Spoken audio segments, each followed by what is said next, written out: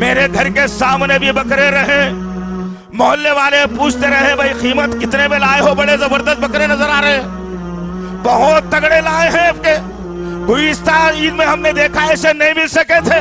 اللہ اکبر، یہ تمہاری قربانی کے آثار ہیں، یہ تمہاری قربانی کے لچھن ہیں، اس قربانی کو کیا اللہ پسند کرے گا؟ اور بڑے شور و زور سے میں کہوں گا کہ ہاں بھائی 30,000 روپے کی جوڑی لایا ہوں، 40 کہہ رہا تھا، 10 کم کے 30 میں لایا ہوں۔ 30 کہتے کہتے 300 لوگوں تک تو آپ نے ریاکاری کر دی اور بتا دیا کہ 30,000 کی جوڑی کی قربانی دے رہا ہے اللہ کا بندہ۔ ناممکن سی بات ہے، یہ قربانی تمہاری قبول نہیں ہوگی، اللہ اسے قبول نہیں کرے گا۔ اور یاد رکھنا عزیزان محترم، علماء نے، مفسرین نے، محدثین نے کھلے طور پر صحیح باتوں کو کتابوں میں لکھ کر رکھ دیا۔ پہنچنے کی ضرورت ہے، پڑھنے کی ضرورت ہے کہ اللہ کس کی قربانی پسند کرتا ہے۔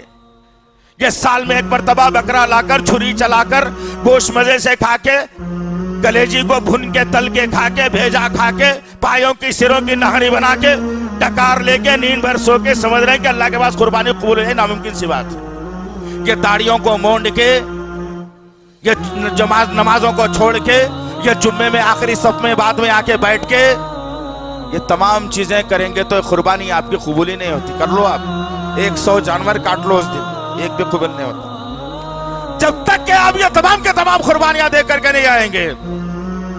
نماز میں سب سے بڑی قربانی ہے فجر کی نماز کی، نیند خراب کر کے اٹھنا پڑتا ہے، تم وہی قربانی نہیں دے سکتے نفس کی آرے جانور ذبح کرنے، تم داڑھی نہیں رہ سکتے، تمہارے نفس کی قربانی ہے، تم آرے بکرا ذبح کرنے۔ بینک سے جو لون لے کر گھر بنا لینا، تجارت کر لینا، کاپیاں بنا کے پیسے جو ہے نا زندگی چلانا، کاپیاں بنا لے کے جو ہے نا جو خرچ پہ ڈوبے رہنا، اور پھر سال میں ایک مرتبہ قربانی دینا، ناممکنات میں سے قربانی نہیں قبول ہوتی۔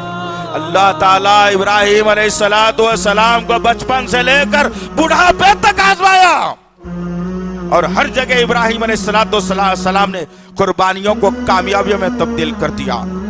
خاندان کی قربانی، اولاد کی قربانی، نفس کی قربانی، ملک چھوڑنے کی قربانی، ہر جگہ ابراہیم علیہ السلام نے قربانیاں دیتے آئے۔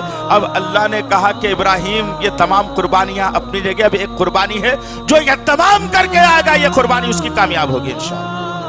رب اشرح لي صدري ويسر لي أمري واحلل عقدة من لساني يفقه قولي رب اشرح لي صدري ويسر لي أمري واحلل عقدة من لساني يفقه قولي